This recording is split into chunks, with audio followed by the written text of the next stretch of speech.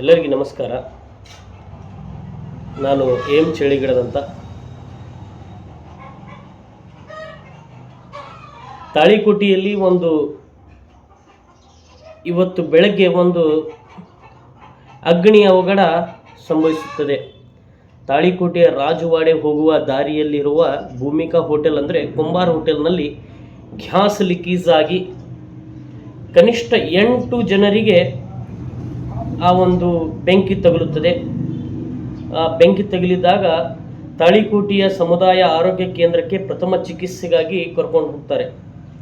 ಅದರಲ್ಲಿ 3 ಜನಕ್ಕೆ ಬಹಳಷ್ಟು ಬೆಂಕಿ ತಗುಲಿರುತ್ತದೆ.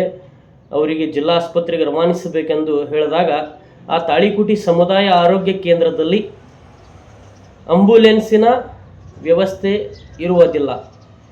ಆಂಬ್ಯುಲೆನ್ಸ್ ಏನಾಗಿದೆಯಪ್ಪ ಅಂತ ಕೇಳಿದ್ರೆ ಕೆಟ್ಟು ನಿಂತಿದೆ ಅಂತ ಉತ್ತರ ಹೇಳ್ತಾರೆ.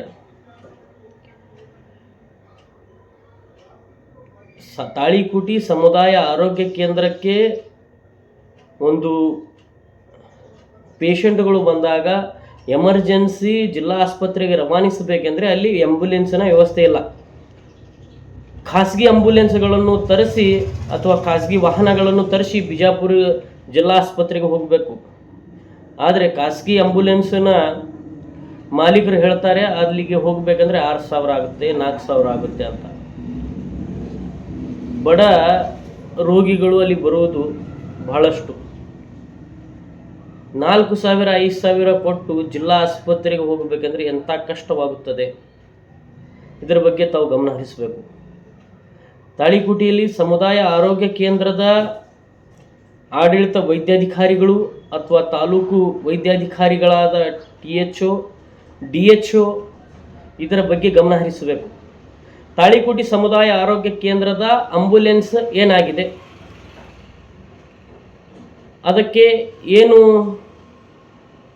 ಕೆಲಸ ಇದೆ ಮಾಡಿಸಬೇಕಲ್ವ. ಇವತ್ತು ಆ ಬರ್ನ್ ಆಗಿದ್ದ ಪೇಷಂಟ್ಗಳಿಗೆ ತಾವು ನೋಡಿದ್ರೆ ಮೈ ಜುಮ್ ಅನ್ನುತ್ತೆ. ಆ ಒಂದು ಹೋಟೆಲ್ನಲ್ಲಿ ಅವರು ಚಹಾ ಕುಡಿಲಿಕ್ಕಂದು ಹೋದಾಗ ಅಲ್ಲಿ ಒಂದು ಗ್ಯಾಸಿನ ಲೀಕೇಜ್ ಆಗಿ ಅಲ್ಲಿ ಅಗ್ನಿ ಪೂರ ಸ್ಪರ್ಶವಾಗುತ್ತೆ. ಆ ಅಗ್ನಿ ಸ್ಪರ್ಶಕ್ಕೆ ಕನಿಷ್ಠ 7 ರಿಂದ 8 ಜನ ಬೆಂಕಿ ತಗುಲುತ್ತೈತಿ.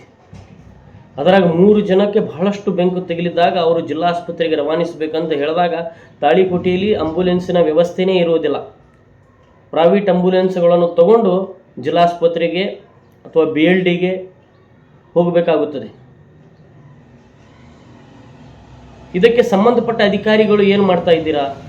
DHO THO ಆಡಳಿತ ವೈದ್ಯಾಧಿಕಾರಿ ತಾವು ಇದರ ಬಗ್ಗೆ ಗಮನ ಹರಿಸಬೇಕು. ನೂತನವಾಗಿ ತಾಲೂಕು ಆಗಿದೆ ನಿಜ, ಆದರೆ ಆಸ್ಪತ್ರೆ ಇನ್ನೂ ತಾಲೂಕು ಮಟ್ಟಕ್ಕೆ ಏರಿಲ್ಲ, ಅದು ಒಪ್ಕೋತೀವಿ. ಆದರೆ ಅಲ್ಲಿ ಆಗಬೇಕಾಗಿರುವ ಸೌಲಭ್ಯಗಳಂತರೂ ಆಗಬೇಕಲ್ಲ. ಆ ಆಂಬ್ಯುಲೆನ್ಸ್ ಸೇವೆ ಅಂತರೂ ತಾಲೂಕು ಆಸ್ಪತ್ರೆ ಆಗೋ ತನಕ ಆಗಂಗಿಲ್ಲ ಅಂತ ಏನಿಲ್ಲಲ್ಲ. ಆ ಆಂಬ್ಯುಲೆನ್ಸಿನ ಏನಾಗಿದೆ ಅದಕ್ಕೆ ಆದಷ್ಟು ಬೇಗ ಆ ಆಂಬ್ಯುಲೆನ್ಸ್ ಸೇವೆಯನ್ನು ಸರಿಪಡಿಸಬೇಕು.